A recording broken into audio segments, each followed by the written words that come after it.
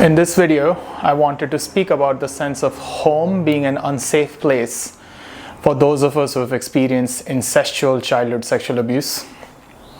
And home can be either the direct home that you grew up in, or any place that had a familial sense from your childhood, like the home of the relative who might have abused you, also qualifies as home.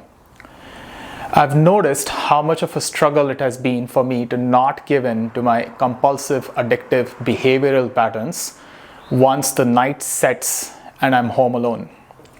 And in exploring that and sharing that in the male adult survivors group that I'm a part of, a brother reflected to me that this relationship that we have to the home as folks who have experienced incestual childhood sexual abuse, in that the home feels inherently unsafe.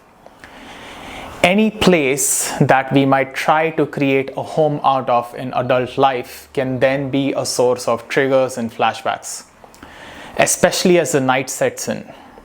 Because home, places that we considered home, were also places that we experienced some of the worst abuse of our lives.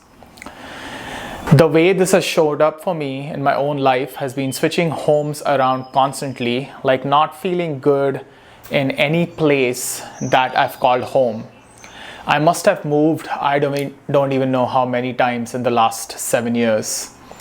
And as I'm coming up on a year here in my new place in Asheville, I'm noticing that what's made this experience different is that I've put in so much effort to make my home delightful to me.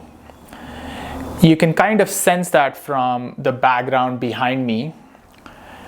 I've added art that makes me happy. I've bought furniture that's pleasing to me. I've added soft lighting that is a nice experience once the night sets in. I've created different rituals at home that make me feel better, like soaking myself in a hot bath filled with Epsom salt in the evenings, or lighting candles, or sitting with and observing the sunset. And all of this effort to make the home a delightful place to be has helped in reducing my susceptibility to my compulsive behavior patterns, which for me are a combination of binge eating and some flavor of sex or connection addiction. So I wanted to offer this to you if you're someone who often struggles by themselves at home in the evenings, that there might be a link between what you have experienced at home, the abuse that you might have experienced at home, and your sense of safety at that place that you're trying to create a home out of right now. And with this awareness, I'm hoping that it brings more gentleness in your experience at home, and that you feel inspired to make your home a delightful place to be so as to counter the effects of the trauma flashbacks. Thank you for watching. If this content is of help to you, please let me know in the comments.